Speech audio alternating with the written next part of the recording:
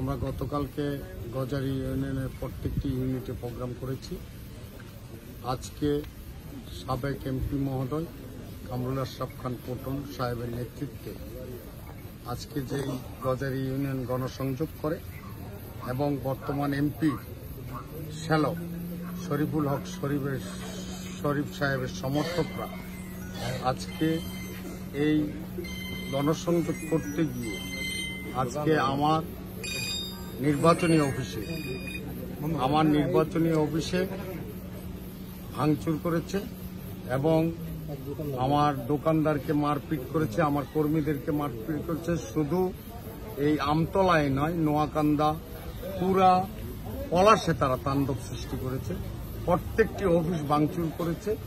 আমি আশা করি এই রকম অবস্থা যদি থাকতে থাকে তাহলে পলাশের জনগণ নিরাপদ নয় এবং আমাদের প্রিয় নেত্রী জননেত্রী শেখ হাসিনা যে নির্দেশ দিয়েছেন যে নির্বাচন সঠিক এবং সুন্দর হবেন, কিন্তু এই আমাদের এমপি মহোদয়ের শ্যালক আজকেও এই তাণ্ডব চালিয়ে প্রমাণ করেছে যে তারা নিরপেক্ষ নির্বাচন চায় না। আমরা নিরপেক্ষ নির্বাচন চাই। আমরা পলাশের সকল আপামর জনসাধারণের ক্যান্ডিডেট হিসাবে যখন দেখছে আমাদের জয় সুনিশ্চিত, তখনই তারা সন্ত্রাস করে এই ভাঙচুর এবং সাধারণ জনগণকে ভয়ভীতি দেখাচ্ছে।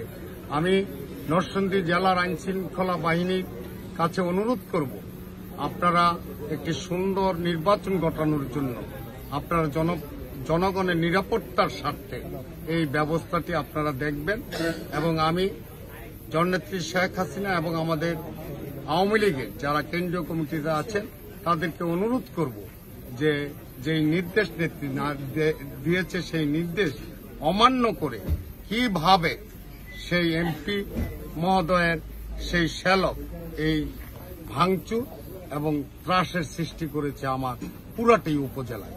আমি এটার সুষ্ঠু তদন্ত এবং বিচার আশা করি। আজকে যে ভাঙচুরটা করলো মানে কি ধরনের হামলাটা হয়েছে এখানে, আর কয়জন নেতৃত্ব দিচ্ছে এই হামলায়?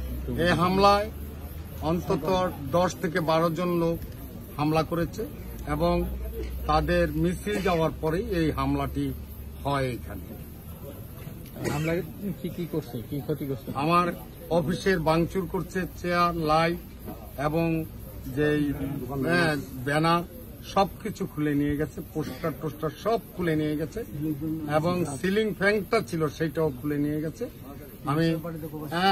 আমি বিশ্বাস করি যে অবশ্যই আইন শৃঙ্খলা বাহিনী আছে।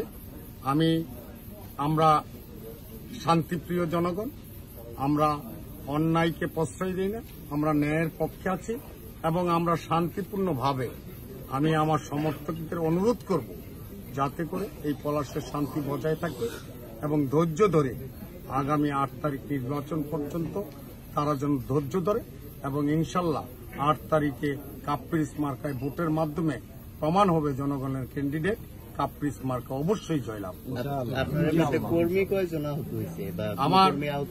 আমার কর্মী অন্তত 10 থেকে 12 জন কর্মী আহত হয়েছে, বিশেষ করে এই গজারিয়ার আমতলা এবং নোয়াকান্দাতে, এবং এইখানে আসার সাথে সাথে আমি খবর পেয়েছি পলাশেও আমার একজন কর্মীর উপরে হামলা করেছে। ঠিক আছে।